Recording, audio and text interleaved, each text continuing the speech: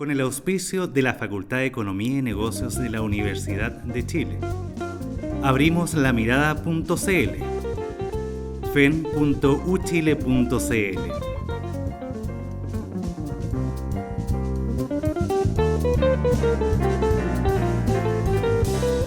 Presenta La Mesa. Bienvenidos a esta nueva edición de La Mesa, esta coproducción del Mostrador Mercados y la Facultad de Economía y Negocios de la Universidad de Chile. Nuestro invitado hoy, Alejandro Puente, economista académico de la Universidad Santo Tomás, ex economista jefe de BBVA, una persona con una vasta experiencia en temas macroeconómicos, y lo invitamos. Primero, muchas gracias por venir, Alejandro. No, gracias a ustedes. Y venimos porque se está complicando y se está haciendo cada vez más interesante el escenario macroeconómico. Esta semana el Banco Central tiene su reunión de política monetaria de octubre, en que el mercado está dividido. La semana pasada los datos de inflación mostraron que la IPC llegó a su nivel más alto en 5 años, la depreciación del peso está golpeando y al mismo tiempo la economía parece que aún no toca fondo, lo que un poco le amarra las manos. Al mismo tiempo tenemos al gobierno una delegación grande encabezada por el ministro de Hacienda Alberto Arenas, el ministro de Economía Céspedes, en Londres para el Chile Day, para vender Chile, para decir que toda esta reforma, todo este ruido ya pasó y que Chile está abierto para hacer negocios. Alejandro, ¿cómo está el escenario? ¿Está tan complicado como parece o es solamente una parte baja del ciclo? Yo creo que es un poco las dos cosas. Yo creo que efectivamente tenemos una situación cíclica y aquí hay una discusión que a veces yo creo que es artificial. Esto de si la desaceleración es producto de factores internos o externos, creo que a veces oculta cierta opinión sobre los determinantes políticos de la situación. Entonces, cuando se habla de que la crisis es producto de la situación interna, se quiere dar a entender que lo que está detrás de esta es esencialmente todo el programa de reforma y particularmente la reforma tributaria. Que hizo mucho ruido y creó incertidumbre. Exacto. Y cuando se habla de que los determinantes son externos, un poco se quiere más bien enfatizar esos aspectos y no los que también estarían incidiendo. Yo creo que hay un poco de las dos cosas, pero además que los determinantes internos no necesariamente son solo las reformas. Hay un tema que tiene que ver con el ciclo económico que yo creo que es muy importante, tal vez el más importante en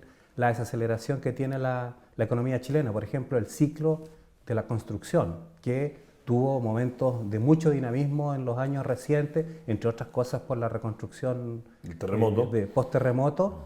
Lo mismo que el ciclo de la minería, también empujado por lo que se llamó el superciclo de los precios de los commodities, ¿no? Entonces a veces se dice, bueno, pero si los precios de los commodities siguen altos, pero lo que se pierde de vista es que el margen de la minería, es decir, considerando los costos, se ha venido estrechando y esto se refleja, por ejemplo, en la tributación que está aportando al fisco la minería. Entonces hay factores domésticos distintos al ruido que están explicando la desaceleración, pero también el ruido político. Si tenemos en cuenta que, o el ruido de las reformas más bien, si tenemos en cuenta que, por ejemplo, hacia el segundo semestre del año pasado la economía estaba creciendo algo por arriba del 2%, probablemente la caída desde ese 2,5% al 1% que hemos tenido en promedio en los últimos, o que vamos a tener en el tercer trimestre, probablemente algo más arriba de eso, se explique por esta incertidumbre que ha surgido producto de la reforma.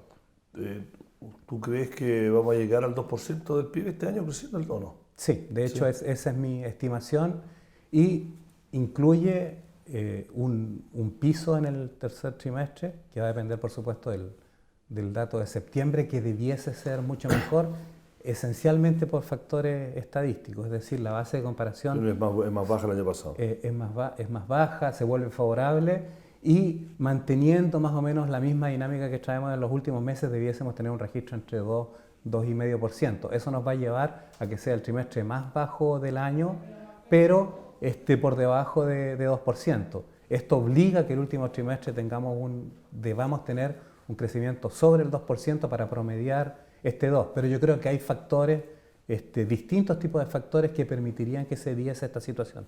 Uno, que la base de comparación sigue siendo favorable en los últimos meses del año.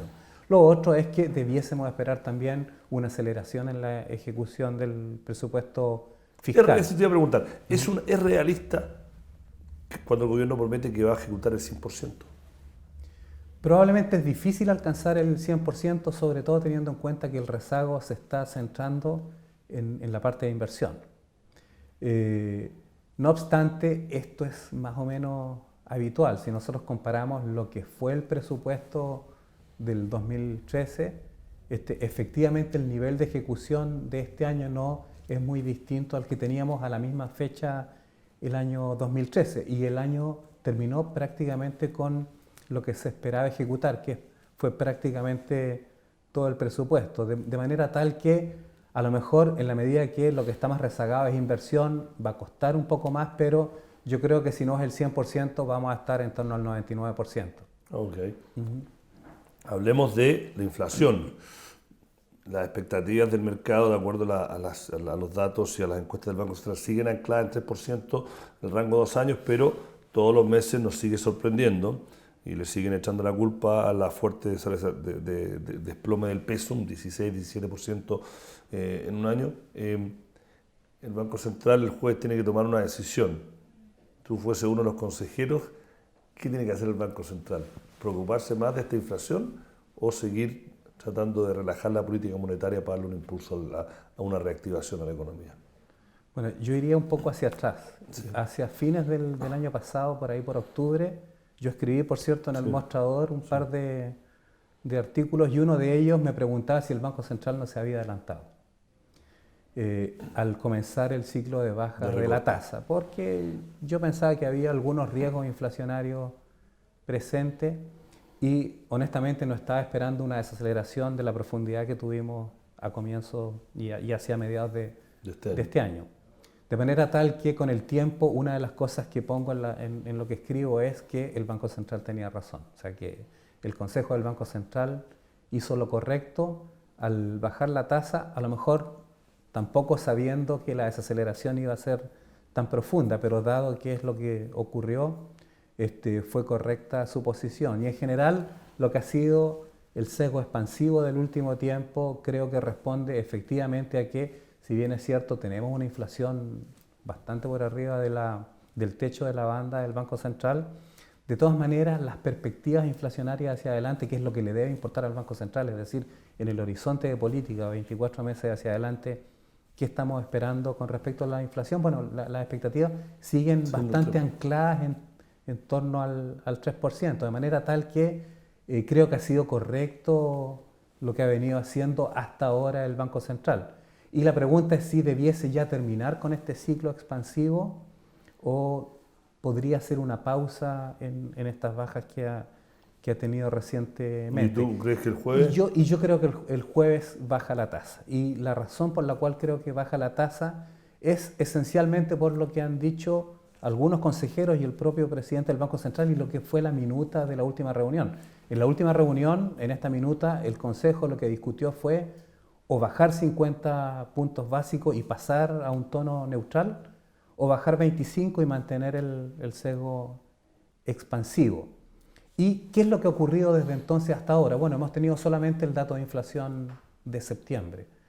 Y este dato de inflación, si bien es cierto, estuvo por arriba de lo que esperaba el mercado. En realidad el mercado esperaba 0,7 y fue 0,8. Tampoco es que es un cambio de escenario tan grande para hacer cambiar de opinión al Consejo del Banco Central, que antes de ese dato estaba planteando que estaba por concluir el ciclo. De manera tal que si es coherente el Banco Central, debiese bajar la tasa en 25 puntos básicos y pasar a un tono neutral. Ahora bien, dicho esto, yo creo que al Banco Central le importa mucho también no sorprender al mercado, no afectar las expectativas. Y el mercado se ha ido moviendo mucho hacia la pausa. Estaba mayoritariamente, de hecho, muchos de los que hasta hace relativamente poco tiempo no solamente hablaban de llegar hasta el 3%, sino que incluso 2,75. 2,75. Yo vi ayer en la nota que hicimos para la semana pasada que habían al menos 2 de los grandes bancos que decían 2,75.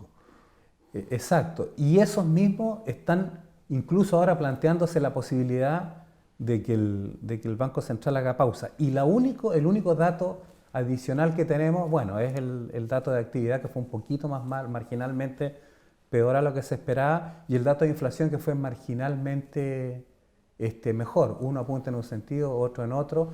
Yo creo que el Banco Central en general no reacciona por un dato. Tiene una visión de más largo plazo, me parece correcto, y esto me lleva a pensar que van a hacer otra baja y ya pasar a un sesgo neutral y probablemente vamos a tener una pausa prolongada. Metámonos ahora en un tema un poquito más áspero, que es el tema de las políticas públicas y la economía. La economía, en general, en los últimos años estaba un poco separada del ámbito político porque en general andaba bien. Y ahora se viene un gobierno con promesa de grandes reformas que quiere cumplir con esas reformas, y esas reformas cuestan plata, sobre todo la educacional, y en un ámbito en que la economía chilena, nadie por el momento dice que va a entrar en una recesión, pero sí que va a pasar un periodo largo de una desaceleración, y que promedio de estos 4 años del gobierno de Michelle Bachelet, lo más probable es que con suerte va a crecer entre el 2,5% y 3%. Ahora, nosotros como medio hablamos constantemente con gente del mundo económico, y los empresarios hablan de la incertidumbre, sobre todo la que generó la reforma tributaria, a lo cual ya nos referimos, y ahora me dicen, bueno, ¿por qué voy a tomar decisiones de inversión si todavía está la nube de una reforma laboral que no se sabe cómo va a ser, aunque el gobierno está mandando señales de que también va a ser una cosa moderada, etcétera?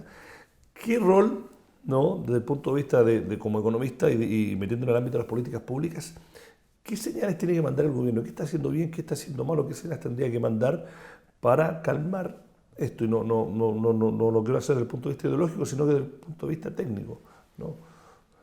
Yo creo que efectivamente las señales que se tienen que mandar es que, si bien es cierto, se piensa hacer reformas, estas reformas son necesarias en muchos sentidos y no van a implicar un cambio radical de las condiciones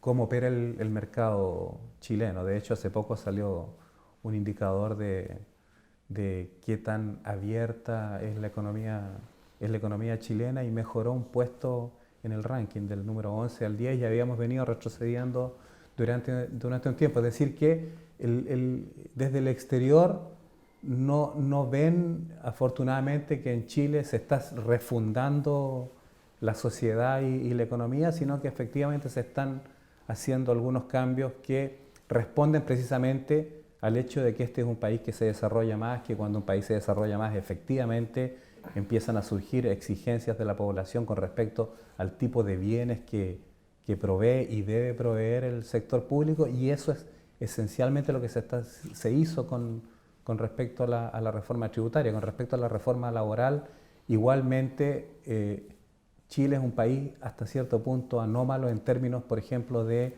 sindicalización de su fuerza de trabajo. Y si efectivamente nos preocupa tanto la equidad, el problema de distribución del ingreso que tenemos en Chile, una de las formas de ir mejorando esta distribución del ingreso es precisamente equilibrar la cancha en términos de la capacidad de negociación que tienen los empresarios con los trabajadores. Pero el contrapunto, para ser un poco abogado del diablo, es que te dicen, a pesar de que Chile efectivamente es el país menos sindicalizado dentro de la región, es el país que en los últimos 20 años los sueldos y los salarios de los quintiles más bajos ha subido más. Ya hace 2 años que es el que tiene el salario mínimo más alto de América Latina, el salario promedio más alto de América Latina, y esto es sin un gran poder sindical, ¿cierto? Si uno lo compara con Argentina, por ejemplo. Entonces, el contraargumento es que dice, con el sistema que tenemos, más allá de si justo no el sistema del balance de poderes entre el trabajador y el empresario, los trabajadores chilenos, al menos estadísticamente, son donde más han subido los sueldos, pero por un margen enorme, mirando las estadísticas del BID, del OCDE, del Fondo Mundial.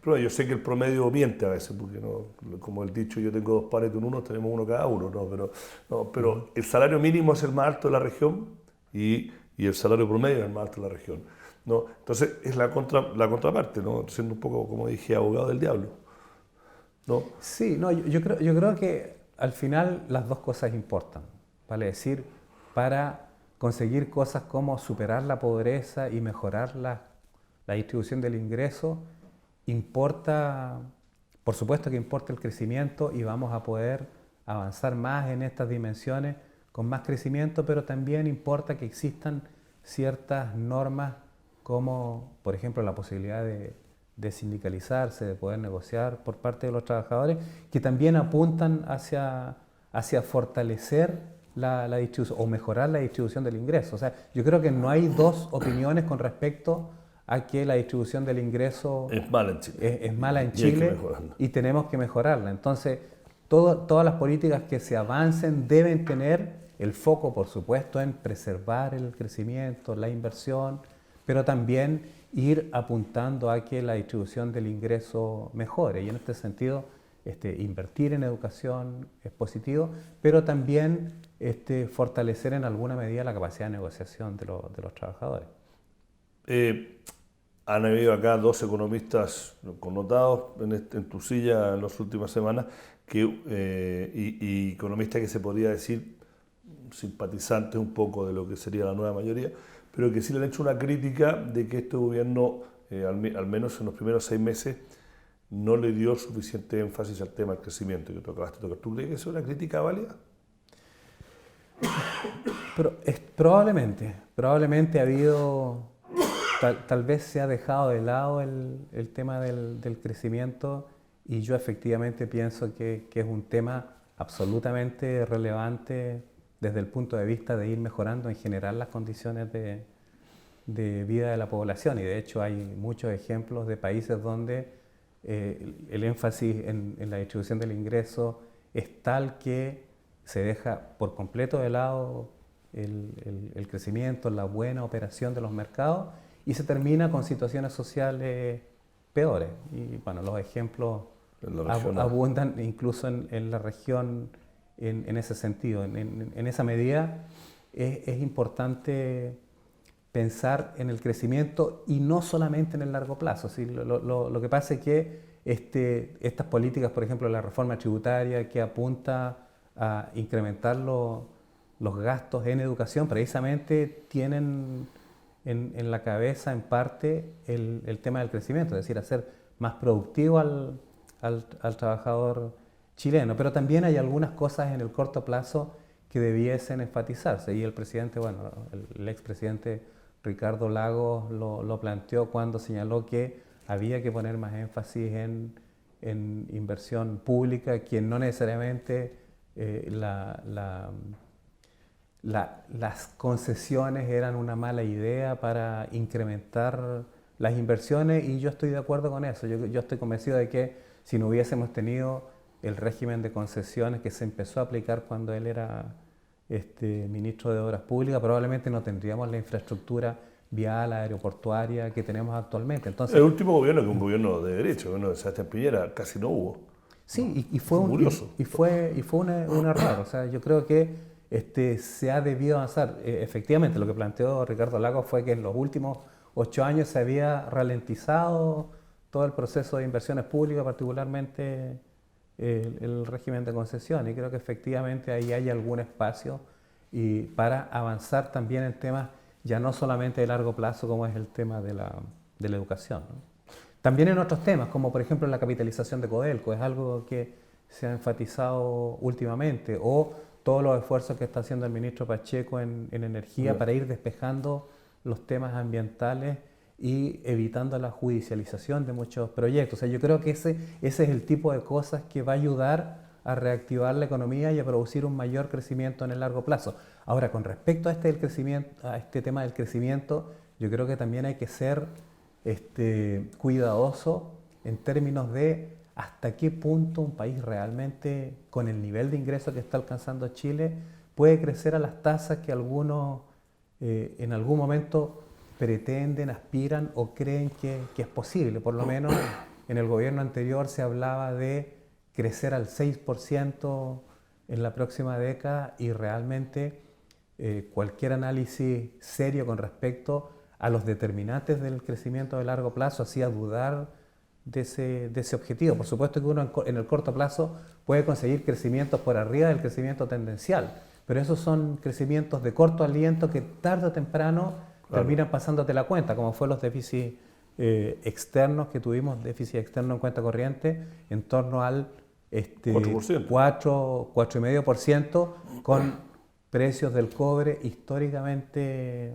elevados, es decir, en medio del ciclo, del superciclo de precios del cobre, teniendo déficit en cuenta corriente sobre el 4%, a uno le hacía pensar hasta qué punto era sostenible ese crecimiento. Y de hecho, una de las cosas interesantes que tiene el último IPOM del Banco Central es el estudio sobre los determinantes de largo plazo, donde se revisa el potencial de crecimiento hasta un nivel en torno al 4,2, 4,3%. Y de hecho está citado un trabajo de Contreras y Pinto que plantea que simplemente por el fenómeno de convergencia, es decir, esto de que los países que son más ricos tienden a crecer menos, podríamos tener una caída en el crecimiento potencial entre 0,4 y 1,4%.